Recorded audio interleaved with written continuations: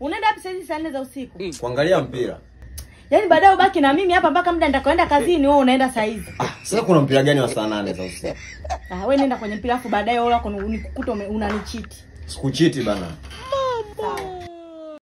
Unajua mpaka mimi nakufuata mpaka hapa saa 4 za usiku kwa sababu nakupenda. Sina mke, sina nini, nakutaka wewe ndio nataka nikuoe. Umekucha. Wewe umeniambia kuja kuangalia mpira kumbe unakuja kunana na wake zako na nilijua lazima litatokea. Naomba nisikujibu kwa sababu nikikujibu huyu ataniona kama mimi ni mjinga.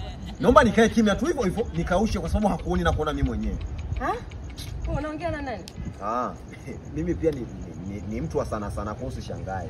Tuendelee basi. Kwa hiyo Kanubo unadanganya wewe ni mtu wa sana. Mwambie kama mimi nimekaa hapa karibu basi. Mwambie mtu wangu kaja. Hebu acha upumbavu basi ujue mimi huyu nampenda wewe. Wewe kama unaongea mwenyewe. Au wazi bana mimi ndo nilipombo hivyo. Kanubo.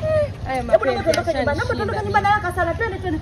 Nyoka tupae. Hebu tulia kwanza. Nakupiga mke wangu, nakupiga makofi mke wangu. Kanubo. Wewe mwenyewe unajua kabisa yule pale nilikuwa nampenda vipi? Afu wewe umenisahau. Naomba tupae. Tuondoke nyumbani. Tuondoke. Sipai sasa na wewe. Hebu mimi utanikuta nyumbani. Subiri.